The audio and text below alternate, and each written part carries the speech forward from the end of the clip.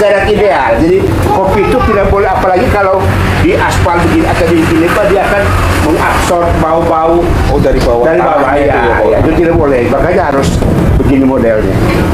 Dulu belajar dari mana, Bapak? Luar biasa. Totalitas. Bukan di mana ladangnya, tetapi siapa petaninya.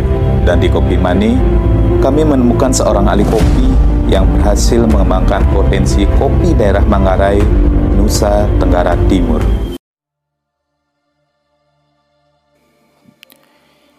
Ini adalah hari keempat kami berada di daerah Ruteng, Manggarai, Nusa Tenggara Timur. Dalam sebuah acara kemanusiaan, operasi mata Katara dan pembagian kacamata gratis kepada warga Ruteng, Manggarai, Labuan Bajo dan sekitarnya bersama JFF atau John Posset Foundation. Berhari-hari di sini tidak lengkap rasanya kalau kami tidak bergerilya menikmati secangkir kopi teristimewa di daerah ini.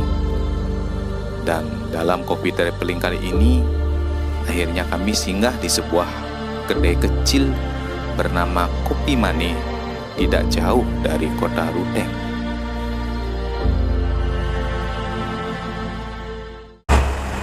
Abang siapa namanya, Bang? Pius. Pius. Oh ya, asli sini, Bang ya? Sebelumnya pernah nyoba sini? Iya, Pak. Sebelumnya sudah pernah nyoba sini? Iya, biasa. Oh, biasa nongkrong di sini ya? Ya, oh iya, jadi kita diantar sama lokal hero nih, Bapak Piu. Kita ngopi. Nggak bisa nih. Di kopi shop. Kita ngopi di sini. Jadi anak-anak. Kita sedang berada di Kopi Mane. Oke, jadi hari ini, siang ini kita cari hangat-hangat ya. Jadi kita hangat karena lihat kan suaranya sudah mulai sengau ini karena kita tadi habis dari gunung. Sekarang kita cari hangat. Kita namanya sekarang ada di Kopi Mane. Katanya di sini eksklusifnya adalah kopi Juria. Jadi katanya ini kopi Juria ini ada rasanya seperti aroma coklatnya, Caramel. Dia ada karamelnya. Jadi kita akan mencoba kopi Juria espresso. Mau tahu seperti apa? Tunggu nanti ya. Yang jelas ini paling istimewa di sini.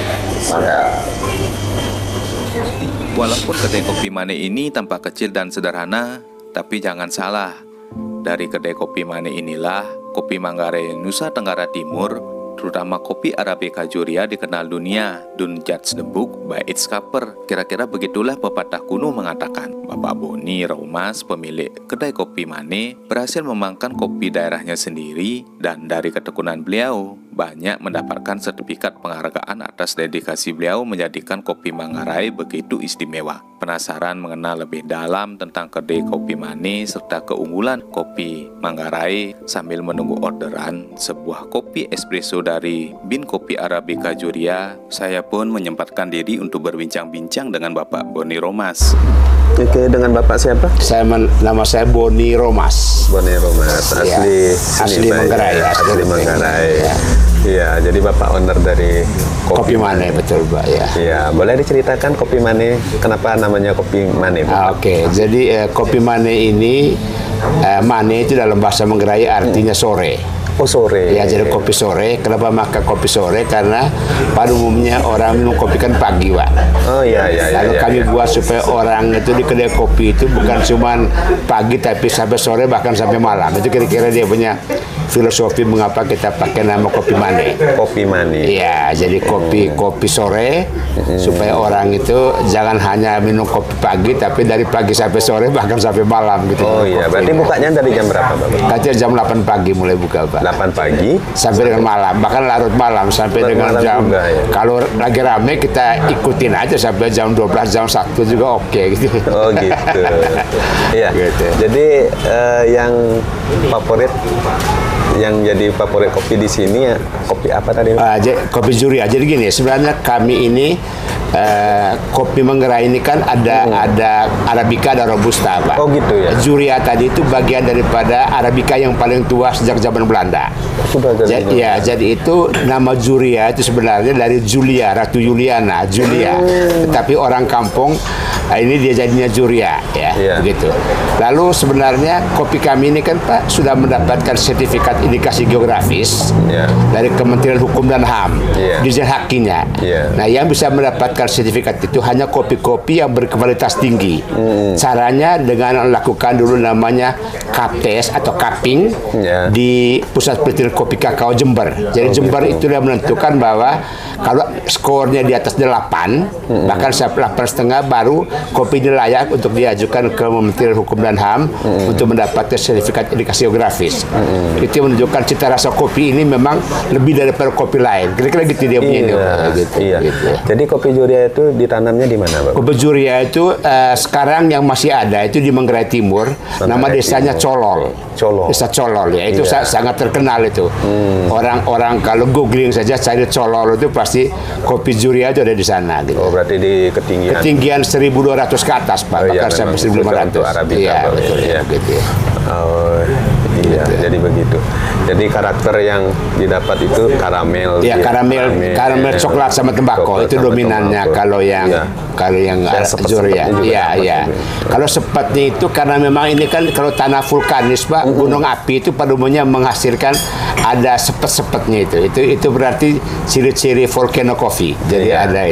Jadi karena kopi itu kan tergantung dari unsur tanah ya. Unsur tanah, curah hujan, pohon pelindung itu semua mempengaruhi cita rasa kopi begitu.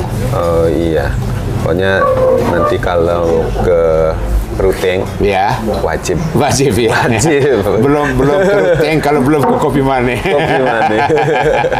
Iya. Gitu. Ya, terima kasih. Sama-sama, Pak. Sama-sama. Ya. Diterima dengan baik di sini. Terima kasih dengan Pak siapa, Pak? Memberikan kopi. Saya Ajis. Pak Ajis ya. Iya. Oke, terima kasih Pak Ajis. Terima kasih.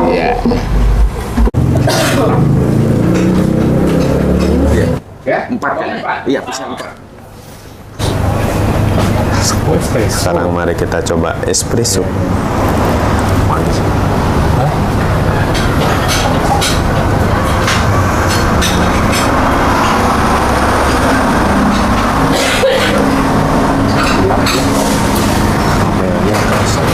Di mana, Dak?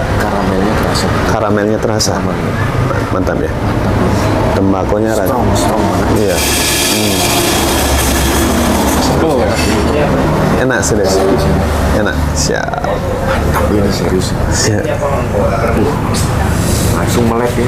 Iya. Pokoknya kalau ke Ruteng mesti ke Kopi Mane. Pasti harus kemana. Kalau nggak kemana berarti tidak tahu rasanya kopi Ruteng. Pertama sekali nyoba espresso. Pahit sekali. Melek. Mau melek.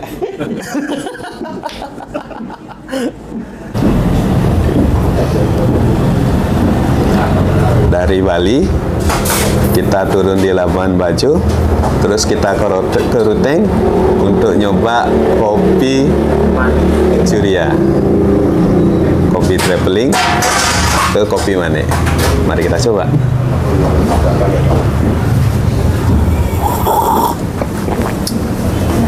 Gimana karakteristiknya? Karamelnya dapat, tembakonya juga. Jadi wajib kesini. Kopi Mane Ruteng. Recommended kan? Recommended banget. Pokoknya kalau menurut kata dokter ke Ruteng wajib pokoknya pakai coba ini. Iya, Pak. Ya, terima kasih, Pak. Wah, mantap. Ya. Kita mau menuju ke tempat roastingnya Kopi Mane yang tadi kita rasakan tadi itu sungguh istimewa. Saya tadi kesini tuh perut saya mual, mabuk di jalan. Iya.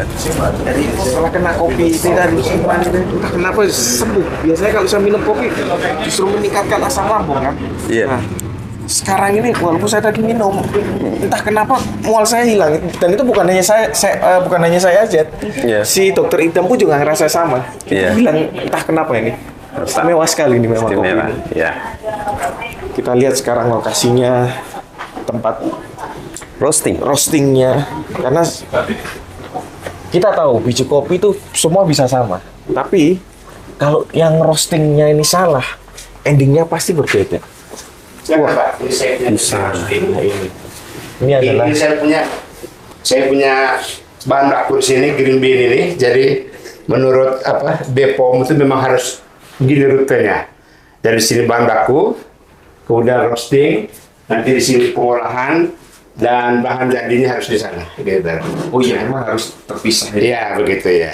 Lalu ini saya punya mesin roasting yang lama ini buatan Indonesia. Ini marketingnya di Bali ini, si William Edison. Sekarang ini versi barunya yang 3100 ini dia sudah pakai infrared. Dia 3 kilo, dia 1 kilo. Gitu. Nah, dia punya prosesnya Pak, nanti biasanya masukkan kopi di sini. Ini harus dipanaskan dulu sampai sekitar 200 derajat Celcius. Baru kopinya dimasukkan ke pembakaran, pemanggangan. Kemudian saya biasanya disetting di sini 200 juga. Dia punya apa namanya alarm dibunyikan, dibunyi lalu dibuka ini. Nah, yang di sini lalu ini diputar. Ini untuk pendinginannya gitu. Terus kalau after roastingnya itu kan? Iya, di sini dia mesti dingin. Saya harus segera dingin lalu kita simpan.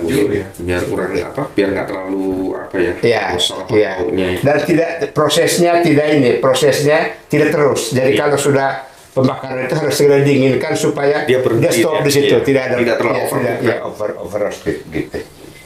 Jadi itu simpel ya Pak kita punya ini. Tapi ini cukup lah untuk mensuplai. Karena ini kami 1 jam itu bisa 4 kali 3, 12 kilo lah 1 jam. Ya, jadi cukup untuk kebutuhan supply kita cukup gitu. Tapi karena itu ya, sekali lagi kita bilang bahwa kopi itu biji itu semua sama. Ya, Yang memberikan hasil itu adalah yang berbeda itu adalah roasting. roasting ya. Roasting A dengan roasting B. Beda. Hasilnya pasti bisa Beda, ya, Itu ya. makanya enaknya Ya, kopi itu betul, karena ya. roastingnya itu. Ya. Selain kopinya itu sendiri, tapi Ya. karena roastingnya. Kopi kami bagus lihat di sini dari biji-biji. Ini robusta ini fine robusta Pak. Ini jadi prosesnya beda. Lebih bulat-bulat robusta biasanya. Iya, dia lebih ini Pak, dia lebih bulat dan ini. Tapi Betul, kecil-kecil ya di sini. Iya, kecil-kecil. Ini Biasanya robusta itu besar, Pak. iya, itu kalau di ini Pak di Sumatera. Kalau kami di sini kecil. Ya, ini.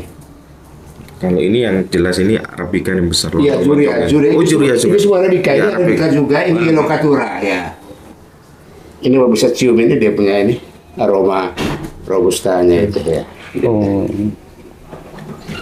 Jadi kami di dapur kami, jadi kita setiap kali saya selalu siapkan untuk 2 minggu harus sudah habis supaya fresh terus gitu kopi ya. Gitu. Kami nggak pernah simpan lama-lama. Iya.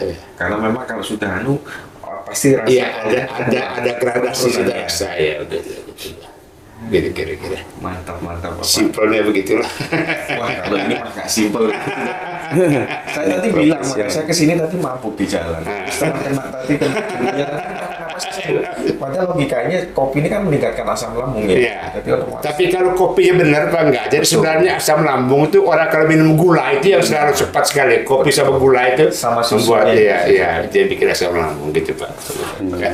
Jadi inilah tempatnya. Jadi jangan ragu, ke Ruteng harus ke kopi. Kopi mana? Terima kasih Pak. Terima kasih. Tapi kalau tidak pun nggak apa-apa karena ini sudah aman dan hujab Pak. Jadi nggak perlu takut lagi dan ini jarak ideal. Jadi kopi itu tidak boleh apalagi kalau di aspal begini atau di sini Pak dia akan mengabsorb bau-bau dari bawah. dari bawah Tanahnya itu ya, itu tidak boleh. Makanya harus begini modelnya. Dulu belajar dari mana, Pak? Luar biasa. Totalitas. Sepertinya Bapak itu bukan otodidak. Iya. Jadi Ya, mulai dari mulai dari bijinya. Iya.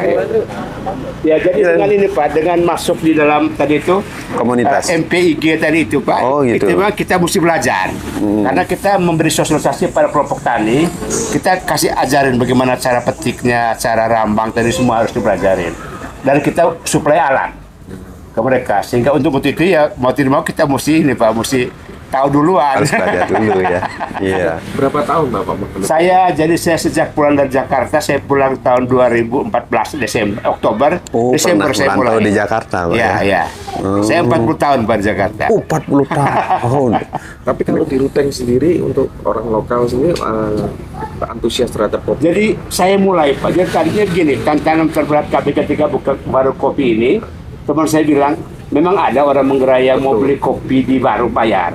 Karena kita kalau bertamu kan itu kan sudah pasti dikasih kopi. Iya. Sudah gratis, tidak Iya. perlu ukur lagi. Nah, Iya. pada kali itu tantangan saya bagaimana supaya mereka bisa membedakan kopi rumah dan kopi kedai seperti apa. Itu pertama, Iya. sehingga peralatan saya mengerti prosesnya semua itu, sehingga dia bisa bedain, sehingga menurut dia 10.000 itu layak lah. Ya gitu. Dari situ akhirnya sekarang terutama saya dibantu sama orang asing, boleh bantu sama anak-anak yang pernah belajar ke Jogja, ke Jakarta, tempat nongkrong. Akhirnya sudahlah. Sekarang sudah menjadi ini, sudah menjamur di orang semua udah bikin warung kopi. Tapi saya tetap perhatian konsep saya itu seperti itu. Jadi minum kopi bukan cuma minum kopinya, tapi tahu ceritanya gitu. Makanya saya mesti alat-alat ini saya mesti tunjukkan ya kepada tamu-tamu saya sehingga mereka lihat oh ini orang memang olah kopi benar gitu lah. Iya. Pantesan Bapak. Pantesan. Bapak.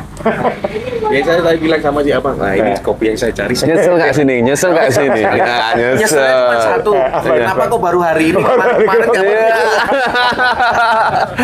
Itu malam-malam kita kesini. Iya.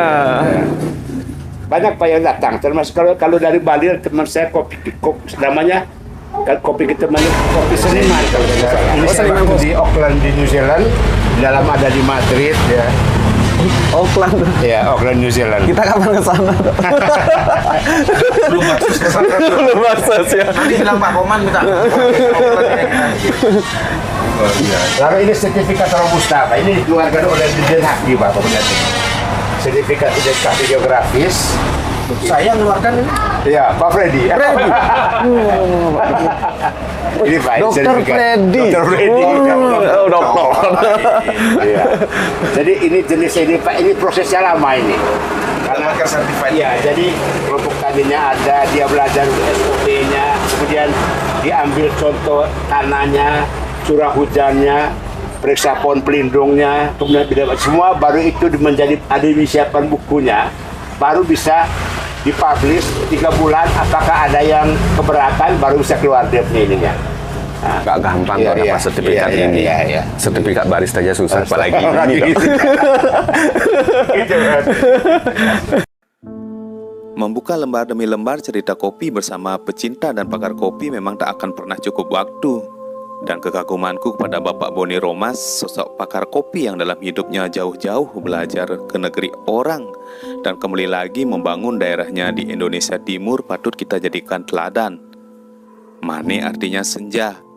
Dan di usia senja pun, Bapak Boni Romas masih tekun membangun ruteng Manggarai lewat kopi, mengajarkan kita cara mengolah kopi yang benar dari hulu ke hilir, tidak peduli walau di daerahnya sendiri paradigma kopi belum dikenal dengan baik. Dan memang sudah terbukti nyata, komoditi kopi Manggarai menjadi salah satu varietas kopi yang mulai diperhitungkan dunia. Dan saya semakin yakin sosok Bapak Boni Romas yang lain pun sangat dibutuhkan negeri ini.